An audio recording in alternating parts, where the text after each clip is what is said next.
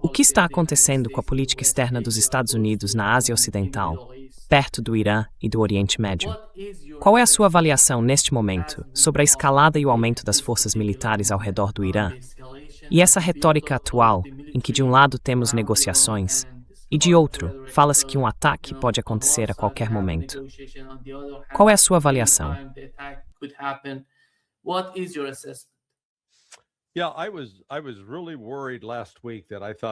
Sim, eu estava realmente preocupado na semana passada, achei que um ataque era iminente. Mas agora estou no grupo que acha que isso não vai acontecer, por vários motivos. Então vamos começar com a chamada Armada. Há um grupo de ataque com porta-aviões navegando no Mar da Arábia, mas eles estão ficando a cerca de 1.000 milhas da costa. Agora, se eles fossem atacar o Irã, com que fariam isso? Mísseis de cruzeiro Tomahawk. Adivinha qual é o alcance de um míssil de cruzeiro?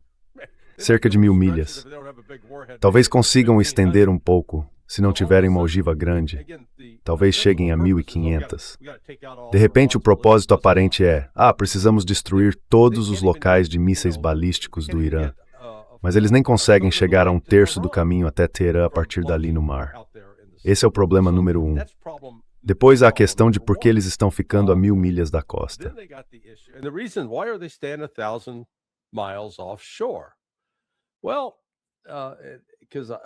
Bem, é que eu tive uma discussão com um amigo meu. Ele é comandante dos Navy SEALs. Foi ele quem montou a base flutuante no Golfo Pérsico em 1987, durante as operações de escolta de petróleo e o conflito Irã-Iraque, todo aquele episódio. Então escrevi recentemente um texto em que apresentei todos os motivos pelos quais achei que os navios teriam, os problemas que eles vão enfrentar. E ele disse: você não sabe do que está falando, porque esses mísseis não conseguem atingir os navios. Eu respondi: cara, não estou falando dos mísseis. Mas, em primeiro lugar, vamos reconhecer que o Irã tem alguns mísseis manobráveis. Você está certo ao dizer que se você tem um porta-aviões se movendo a 30 nós e dispara um míssil convencional contra ele, pode ser difícil acertar o navio.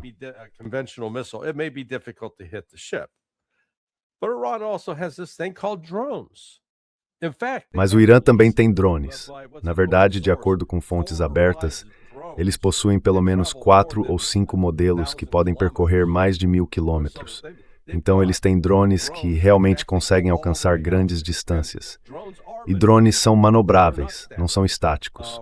Quando você começa a detalhar como o Irã poderia atacar, se eu estivesse aconselhando os iranianos, eu garantiria que cada navio em uma flotilha dos Estados Unidos fosse atingido por pelo menos 100 drones. Eles teriam que se defender, porque aqueles destroyers e cruzadores de mísseis têm o que chamamos de células de sistema de lançamento vertical. Pense nisso como a minha xícara de café. Você a coloca no convés do navio e, em seguida, carrega mísseis dentro dela. Esses são os mísseis de defesa aérea. Those are the air defense missiles. Well, you fire them off, and it's not a matter of just saying, okay. Você dispara os mísseis e não é simplesmente uma questão de dizer, certo, traga outro, vamos recarregar. Não. Algum gênio, anos atrás, decidiu, vamos criar um sistema em que o navio precise ir até o porto e seja necessário um guindaste especial para recarregar.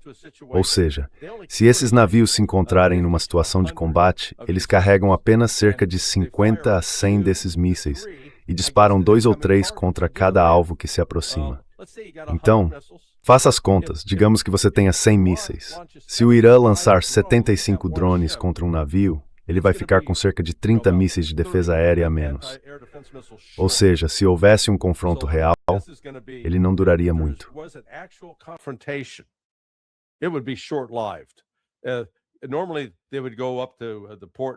Normalmente, eles iriam até o porto no Bahrein para fazer a reforma, mas o Irã vai fechar o Estreito de Hormuz. Então isso não vai funcionar muito bem. Então eles têm que navegar até Diego Garcia. Da costa iraniana até Diego Garcia é uma viagem de cerca de 3 dias. Então, acho que eles realmente não começaram a pensar nisso a fundo, até entrarem nos detalhes, analisando uma coisa e outra, e perceberam, vamos ter uma capacidade bem limitada.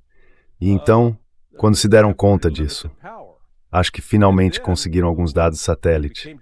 Estou supondo isso, mas estou bem confiante que é o caso.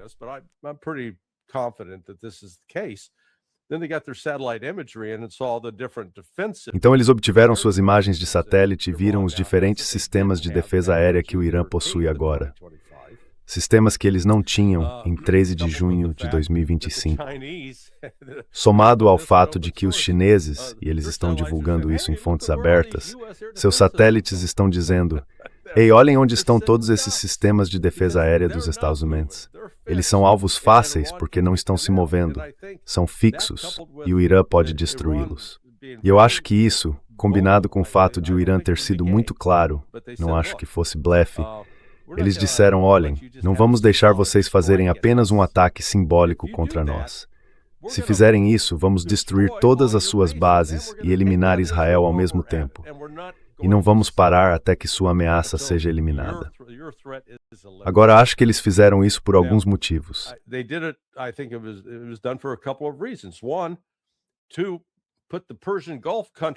Primeiro, para alertar os países do Golfo Pérsico. Ei, se vocês continuarem colaborando com os americanos, vão sofrer, porque não vamos ficar aqui apanhando sozinhos. Segundo, para assustar os chineses, os malaios e os indonésios, todos os países asiáticos que dependem do petróleo do Golfo Pérsico, mostrando que se não intervirmos e fizermos algo, a situação pode ficar realmente feia. Com licença. Juntando tudo isso, os Estados Unidos estão mostrando força, mas ainda não estão em posição de realmente lançar e executar um ataque. E se o fizessem, as consequências para os Estados Unidos, bem, é apropriado que estejam chamando isso de uma armada. Lembram o que aconteceu com a Armada Espanhola? Então, temos aqui um professor de literatura, ele provavelmente poderia recomendar um livro sobre isso.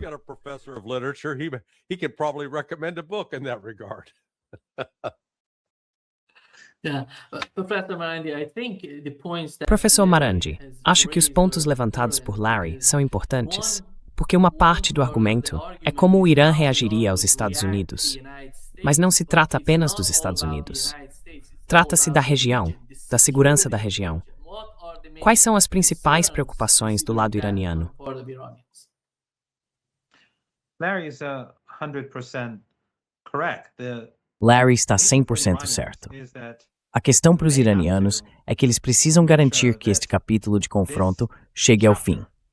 Então os americanos, inicialmente Trump, queriam, pelo que entendo, realizar algum tipo de ataque simbólico, e o Irã responderia na mesma medida ou aceitaria. Mas os iranianos disseram não. Se vocês atacarem, será guerra total. E o motivo é duplo. Primeiro, porque é uma agressão, é um ato de guerra. Mas o segundo é que o Irã afirma que mesmo um ataque limitado significaria que os Estados Unidos, daqui a 3 ou 6 meses, poderiam usar algum tipo de desculpa para voltar a armar mercenários dentro do Irã e criar algum tipo de ato terrorista.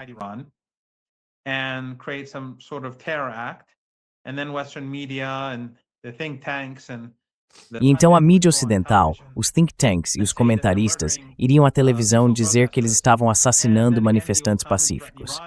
E então novamente ele viria e ameaçaria o Irã e teríamos a mesma coisa tudo de novo.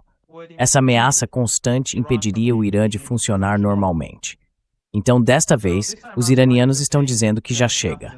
E Larry está absolutamente certo.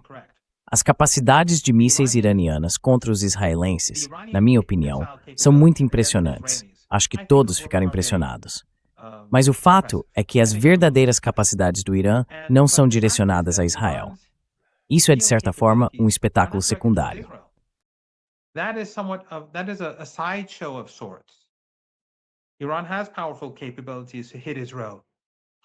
O Irã tem poderosas capacidades para atingir Israel com força, o regime. Mas o Irã vem se preparando para uma guerra com os Estados Unidos há 2 décadas e meia. Desde o 11 de setembro, durante o momento unipolar em que os Estados Unidos cercaram o Irã, tomaram o Afeganistão, tomaram o Iraque, tinham uma base na Ásia Central, os iranianos sentiram que um ataque dos Estados Unidos era quase inevitável. Então começaram a se preparar com bases subterrâneas e outras instalações do tipo pequenos barcos de alta velocidade, pequenos submarinos, torpedos, bases subterrâneas com centenas de milhares de drones e mísseis que não são de longo alcance, porque não precisam ser de longo alcance.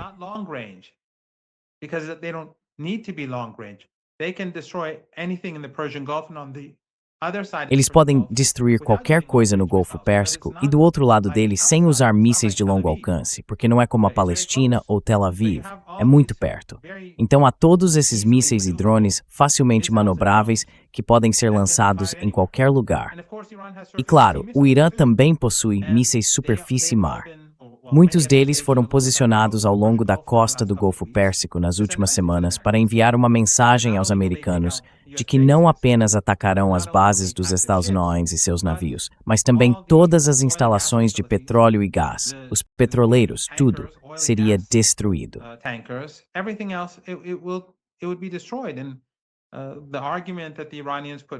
O argumento apresentado pelos iranianos é que todos esses pequenos países na região do Golfo Pérsico têm bases dos Estados Unidos e, portanto, são cúmplices.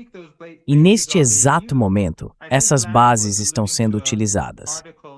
Acho que o Larry estava se referindo a um artigo na mídia chinesa, que eu também compartilhei no Twitter, em que foram usadas imagens de satélite, obviamente de fontes chinesas, mostrando como no Catar, no Kuwait, no Bahrein e em outros lugares, os Estados Unidos estavam posicionando sistemas antiaéreos. Então todos esses países estão cooperando com os Estados Unidos. Eles podem alegar que são neutros e que não estão envolvidos. Mas os iranianos não aceitarão isso.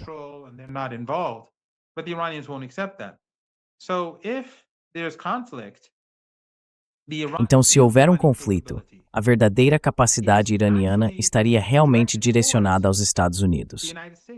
O poder de fogo do Irã é muito maior do que o que vimos contra Israel, mesmo que o Irã naquela época não estivesse preparado. Houve, você sabe, um ataque relâmpago.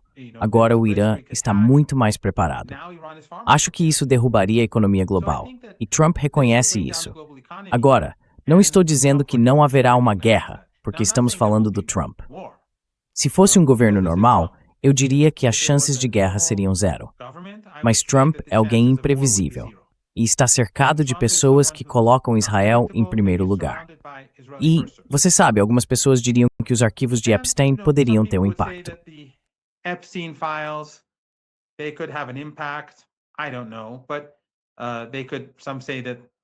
Eu não sei. Mas eles poderiam, alguns dizem que isso cria um incentivo maior para um ataque. No momento, tenho a sensação de que o que Larry está dizendo é preciso. Agora, o governo dos Estados Unidos não quer se envolver em um conflito militar. Mas o Irã, as forças armadas iranianas, neste exato momento, estão em alerta total. E como Larry também disse, esses navios, como vimos no Iêmen, têm uma capacidade de autodefesa muito limitada. Certo. E o que as forças armadas iemenitas e o Ansarullah, o que os Estados Unidos e os governos ocidentais gostam de chamar de Houthis, e o que a mídia ocidental também chama de Houthis, fariam seria lançar drones e mísseis contra esses navios.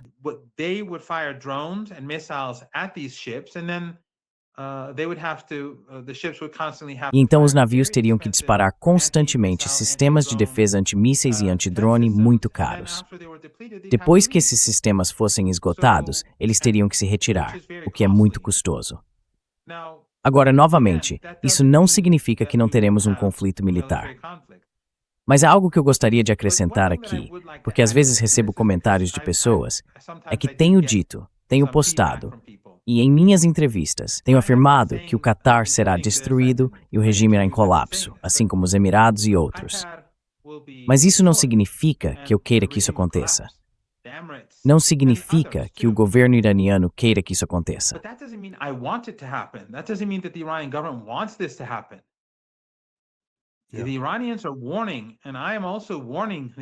Os iranianos estão alertando, e eu também estou alertando essas pessoas, que é do interesse deles e do interesse do governo dos Estados Unidos não seguir por esse caminho, porque é isso que vai acontecer. O que o Irã quer é paz. O Irã quer exportar, importar, fazer negócios, comerciar, mas o Irã não vai permitir que governos na região do Golfo Pérsico ou no Cáucaso, como Aliyev, conspirem contra ele e finjam ser amigos, enquanto o Irã sofre as consequências, e eles não. Desta vez, o Irã não vai tolerar nada, será uma luta pela sobrevivência, uma guerra existencial. O Irã não vai poupar esforços, vai com tudo. E como eu disse, vem se preparando para isso há 2 décadas e meia. And as I said, it's been preparing itself for 2.5 decades. Iran's strength is its drones and its missiles. A força do Irã está em seus drones e mísseis. E eles têm uma quantidade infinita, quero dizer, dizem que são 2.000. Não, eles têm dezenas de milhares de mísseis que podem atingir Israel. E possuem centenas de milhares de drones e mísseis capazes de destruir tudo no Golfo Pérsico. Eles vêm se preparando há décadas. E então há o elemento adicional do Iêmen, do Hezbollah, mas também do Iraque. Precisamos lembrar que nas eleições recentes no Iraque, em que a participação foi significativa, os aliados do Irã venceram. E grupos iraquianos estão dizendo que se houver uma guerra contra o Irã, eles vão lutar. Há apenas algumas noites, ou alguns dias, vimos imagens de uma cidade subterrânea de mísseis no Iraque. E está claro que eles também têm muitas dessas cidades. And it's clear that they have many such cities too. So this is a new component to a regional war because the Então, leader, este é um novo Ayatollah componente Khamenei, de uma guerra regional, porque o líder, Ayatollah Khamenei, disse que desta vez, se houver uma guerra entre o Irã e os Estados Unidos, será uma guerra regional.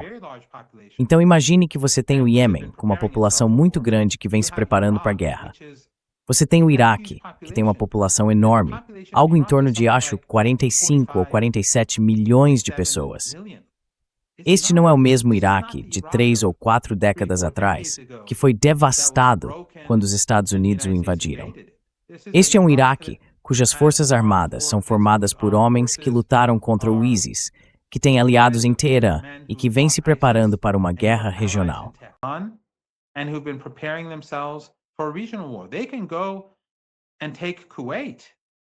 Eles podem ir e tomar o Kuwait, podem entrar na Arábia Saudita, podem eliminar as bases dos Estados Unidos no Iraque, podem eliminar as bases dos Estados Unidos na Síria, podem lançar mísseis contra o regime israelense, podem lançar drones. Então o equilíbrio mudou em toda a região. Novamente, isso não significa que o Irã esteja buscando guerra. O Irã quer paz na região do Golfo Pérsico, para que a região do Golfo Pérsico prospere. O Irã quer paz. Os países do Golfo Pérsico reconhecerão que seu verdadeiro adversário é Israel. O Irã gostaria que os Estados Unidos reconhecessem que seu verdadeiro adversário é o sionismo.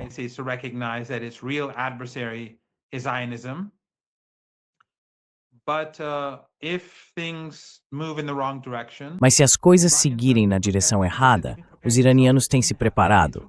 Como eu disse, eles vêm se preparando há 2 décadas e meia para este momento. Será devastador para todos. A guerra é horrível. Mas é um pouco como durante a Guerra Fria entre os Estados Unidos e a União Soviética, quando eu estava na escola e nós líamos, mesmo como crianças, sobre a MAD, destruição mútua assegurada. O que o Irã pode fazer com as exportações de petróleo e gás de toda a região da Ásia Ocidental e do Cáucaso destruirá a economia global. Alguns amigos americanos me perguntaram, bem, e quanto ao fato de que os Estados Unidos são autossuficientes em petróleo? Isso não vai mudar nada.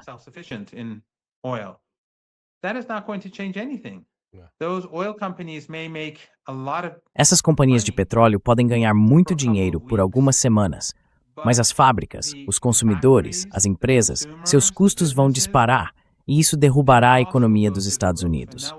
E então os preços do petróleo também vão despencar, porque quando a economia entra em colapso, não apenas nos Estados Unidos, mas em outros lugares, o consumo de petróleo desaba. Quando a economia global entra em colapso, surge uma situação que afeta todos nós, não importa onde estejamos neste planeta. Então imagine as dezenas de milhões de pessoas que estarão em movimento, provavelmente indo para os lugares para onde tradicionalmente migraram, América do Norte, Europa Ocidental, mesmo que a situação delas seja tão ruim quanto em qualquer outro lugar.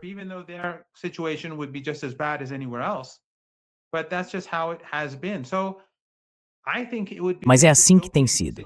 Então acho que seria uma situação muito distópica. As consequências de um conflito entre o Irã e os Estados Unidos na região do Golfo Pérsico, na minha opinião, seriam muito maiores do que o que estamos vendo na Ucrânia. A menos, é claro, que a guerra na Ucrânia saia do controle. O que Larry, outras pessoas, você e eu já discutimos no passado. O que poderia acontecer e o que temíamos que pudesse ocorrer durante o governo Biden. Mas, como as coisas estão, um conflito entre o Irã e os Estados Unidos teria consequências muito mais dramáticas e dolorosas para todo o mundo do que a guerra na Ucrânia. Yeah, let me just follow up on a couple of points that, Sim, good professor deixe-me said. apenas fazer um acompanhamento sobre alguns pontos que o bom professor apresentou. É ao mesmo tempo um comentário e uma pergunta. Pelo que entendo, a população xiita na Arábia Saudita e nos Emirados, e acredito que também no Catar, é na verdade a maioria e está sendo governada por sunitas. Dentro do Islã, há uma diferença entre sunitas e xiitas, e os xiitas sempre foram tratados um pouco como excluídos. Isso está correto no contexto do Golfo Pérsico? Is that correct within the Persian Gulf? In Qatar, well, there are two things. One is I think that No after- Catar. Bem, há duas coisas. Uma é que eu acho que depois de Gaza, essas divisões que foram incentivadas e promovidas pelo Catar e pelos regimes ricos em petróleo e gás da região do Golfo Pérsico desde a Revolução. A razão pela qual tivemos essa divisão entre xiitas e sunitas foi basicamente por causa da Revolução. Essas ditaduras familiares árabes queriam conter a Revolução porque queriam preservar o poder. Então começaram a apoiar o wahhabismo e o salafismo em particular. Essas duas ideologias, salafismo e wahhabismo, não eram amplamente difundidas antes da década de 1970 no mundo islâmico. Mas o dinheiro do petróleo, e depois o do gás, fez muito para provocar mudanças, porque eles estavam construindo mesquitas e centros e tinham bilhões e bilhões de dólares. And they had, billions upon billions of dollars. So many people have been on their payroll. They created ISIS. Muita gente já esteve na folha de pagamento deles. Eles criaram o ISIS. Criaram a Al-Qaeda, é claro, com o consentimento dos Estados Unidos e dentro do marco da OTAN e da política norte-americana. A Turquia sob Erdogan, o Catar, os outros, todos têm trabalhado e colaborado com os Estados Unidos. Mas acho que, nos últimos 2 anos mais ou menos, ficou muito claro que o clima está mudando. Além disso, a questão árabe-persa. Isso é algo que, durante a década de 1980, quando Saddam Hussein invadiu o Irã, eles se esforçaram muito para explorar. Depois que o Irã ajudou o Iraque contra o ISIS, a relação entre os dois países evoluiu de forma dramática. Dá para perceber quando se vai ao Iraque, porque antes do ISIS, quando eu estive lá, sempre havia tensão, muita tensão. There was always tension, or there was a lot of tension. But after ISIS, the mood changed dramatically. I'm not Mas saying that depois do relationship ISIS, between people o to people clima is mudou all broken, drasticamente. but it is Não very estou dizendo friendly. que a relação entre as pessoas seja totalmente utópica, mas é muito amistosa. Há Intermarriage. muitos iranianos e iraquianos casados, existe casamento entre eles e coisas do tipo. Então, de repente, as relações árabe-pérsicas ou árabe-não árabes, porque o Irã é formado por muitos grupos, quero dizer, Marandi significa de Marand, que é uma cidade azeri. A relação entre iranianos e árabes está evoluindo. E o mesmo acontece com as relações entre xiitas e sunitas. Muitas pessoas estão começando a enxergar além dessa divisão fabricada, e muitos sunitas em todo o mundo islâmico agora estão ao lado do Irã. Across the Islamic world now are standing with Iran. Right. And it actually goes to Christians. E isso, na verdade, envolve cristãos, envolve judeus. Quero dizer, até nas últimas semanas, vimos uma enorme campanha de propaganda contra o Irã. E as pessoas que estavam defendendo o Irã não eram iranianas, porque o Irã não tinha internet. Então, todas as pessoas que defendiam o Irã eram sunitas, eram cristãs, eram judias, amigos em comum nossos e pessoas que nem conhecemos. Então, o clima mudou. Mas nesses países, a maioria em Catar, bem, a religião oficial do Estado é o wahhabismo, porque a mesquita central lá é a mesquita Abdul Wahhab. Mas a Arábia Saudita, os Emirados e o Catar são países de maioria sunita. O Bahrein é xiita. O Kuwait tem uma grande minoria xiita. Shia, Kuwait, a large Shia minority. But the point is that Mas a questão é que pessoas em toda a região, e em todo, tenho amigos nos Emirados que, quando saem do país, me dizem que até os próprios emiradenses estão muito insatisfeitos com o que o Estado está fazendo em relação a Israel. Então, a situação hoje não é a mesma de 4 ou 5 anos atrás, quando a Al Jazeera, Al Arabiya, a Sky News Arábia e toda aquela enorme campanha midiática estavam dividindo a região, também nos interesses dos Estados Unidos. Acho que, se houver uma guerra, nenhum desses regimes vai durar. Antes de tudo, o Catar tem uma população de o quê? 350 mil pessoas. E os trabalhadores estrangeiros, os servos contratados, uma espécie de escravos, são milhões. O mesmo vale para os Emirados, talvez 1 milhão de emiradenses e, não sei, 8 ou 9 milhões de trabalhadores e servos contratados.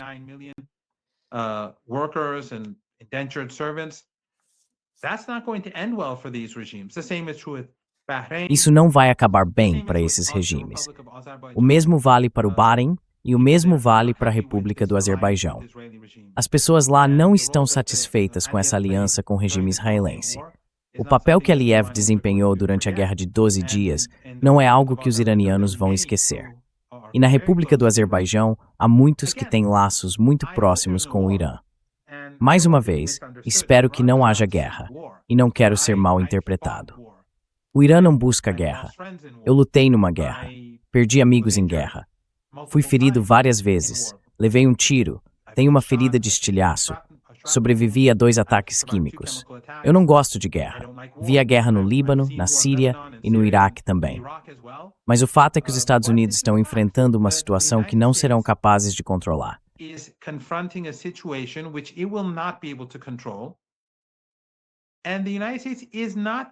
E os Estados Unidos não são mais os Estados Unidos da década de 1990, quando eram a hiperpotência e podiam fazer o que quisessem.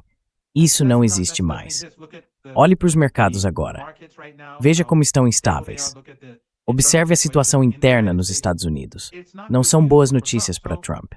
Então, a esperança, pelo menos em Teherã, é que ao deixar muito claro o que fará, isso ajude pessoas mais sensatas a ganhar vantagem no debate em Washington. Porque os Israel Firsters, obviamente, não têm como prioridade os Estados Unidos. A prioridade deles são os interesses israelenses. Mas o Irã terá que seguir por esse caminho. E o líder disse isso em seu discurso de ontem. Foi muito explícito. Ele disse aos Estados Unidos que se houver uma guerra, não será entre vocês e nós. Será uma guerra regional.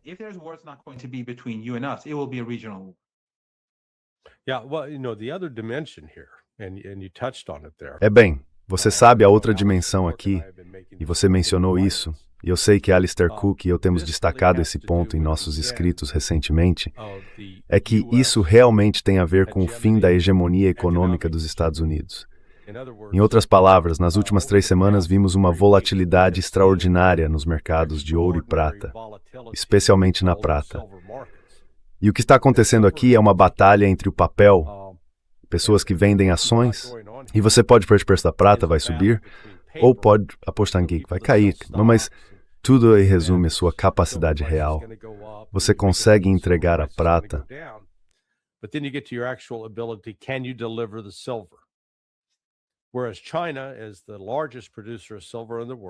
Considerando que a China é o maior produtor de prata do mundo, e também o país com a maior demanda por prata globalmente, para a indústria, para baterias, veículos elétricos, etc., eles têm comprado grandes quantidades.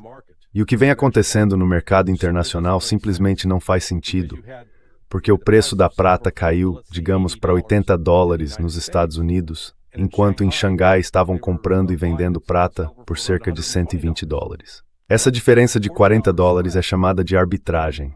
Alguém poderia ir a Nova York, comprar a prata, levá-la para a China, vendê-la lá e lucrar, veja só, $40 por onça.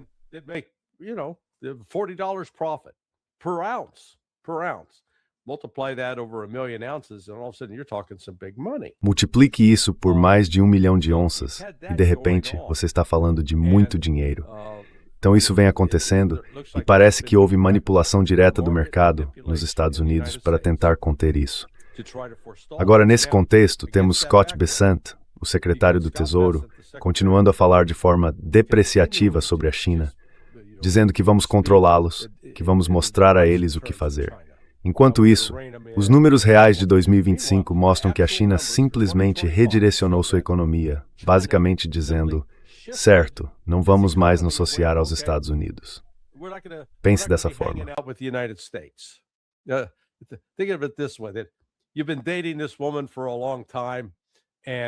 Você está namorando essa mulher há muito tempo e pensa: não tem como ela viver sem mim. Aí você começa a fazer exigências, tentar controlá-la, até puni-la, e de repente ela está saindo, sei lá, com Elon Musk ou algo assim. Pois é, você não está mais comigo. É isso que está acontecendo com a China. A economia da China, na verdade, cresceu, apesar de ter tido uma queda de 14% a 15% no comércio com os Estados Unidos. O que a China está fazendo é diversificar sua economia junto com a Rússia e agora com o Irã, como parte do BRICS e com as outras nações do BRICS. Eles não estão mais dispostos a ser reféns do dólar americano. E essa economia alternativa está crescendo.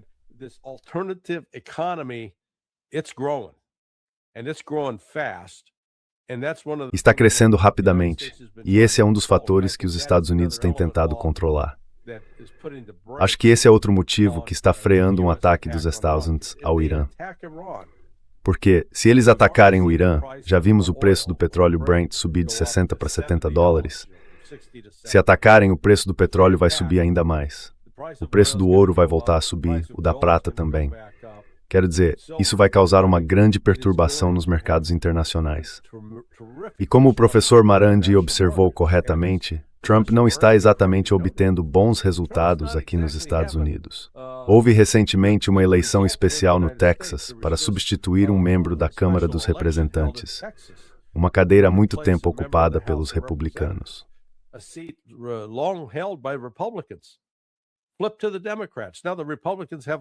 Olhe para os democratas. Agora os republicanos têm uma vantagem de um voto na Câmara dos Representantes. E eles continuam com esse papo otimista sobre como a economia está indo bem. A economia não está indo bem. Sim, o mercado de ações está em alta. Se você investe em ações, ganhou algum dinheiro. Mas a inflação, o preço que as pessoas estão pagando por hambúrguer, por ovos, por pão, isso está subindo. Sim, o petróleo, o preço da gasolina caiu, mas a principal para americanos é a economia. E Trump não conseguiu explicar como atacar o Irã vai fazer com que a renda de todo mundo nos Estados Unidos melhore.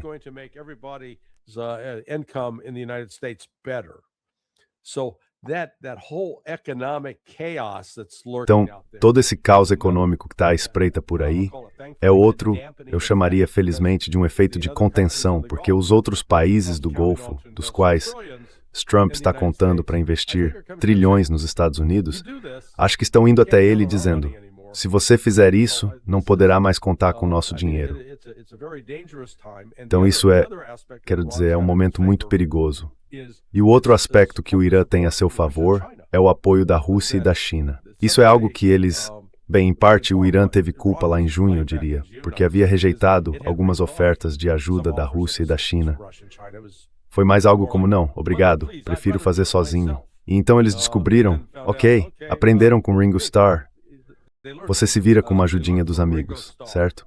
I get by with a little help from my friends, okay?